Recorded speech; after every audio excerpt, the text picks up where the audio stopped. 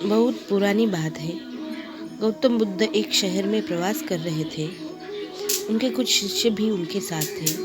उनके शिष्य एक दिन शहर में घूमने निकले तो उस शहर के लोगों ने उन्हें बहुत बुरा भला कहा। शिष्यों को बहुत बुरा लगा और वे वापस लौट गए। गौतम बुद्ध ने जब देखा कि उनके सभी शिष्य बहुत क्रोध में दिख रहे हैं तो उन्होंने पूछा, क्या बात है? आप सभी इतने तनाव में क्यों दिख रहे हैं?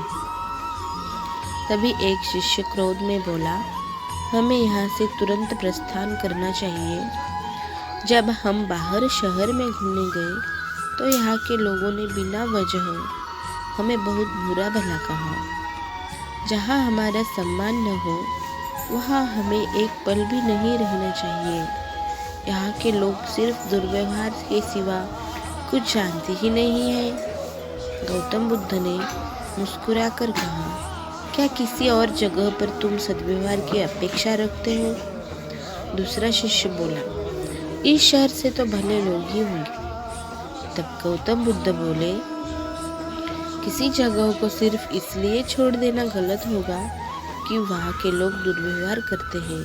हम तो संत हैं, हमें तो कुछ ऐसा करना चाहिए कि जिस स्थान पर भी जाए उस स्थान को तब तक न छोड़े जब तक अपनी अच्छाइयों से वहाँ के लोगों को सुधार न दे। हम जिस भी स्थान पर जाए वहाँ के लोगों का कुछ न कुछ भला करके ही वापस लौटे। हमारे अच्छे व्यवहार के बाद वह कब तक बुरा व्यवहार करेंगे? आखिर में उन्हें सुधरना ही होगा। वास्तविकता में संतों का कार्य तो ऐसे लोगों को सुधारना ही होता है। सही चुनौती वो है जब हम विपरीत परिस्थितियों में खुद को साबित कर सके। ये सभी बातें सुनकर बुद्ध के प्रिय शिष्य आनंद ने प्रश्न किया, उत्तम व्यक्ति किससे कहते हैं? इस पर बुद्ध ने जवाब दिया, जिस प्रकार युद्ध में बढ़ता हुआ हाथी चारों तरफ के तीर सहते हुए भी आगे बढ़ जाता है, ठीक उसी तरह उत्तम व्यक्ति भी दूसरों के अपशब्दों को सहते हुए अपना कार्य करता रहता है।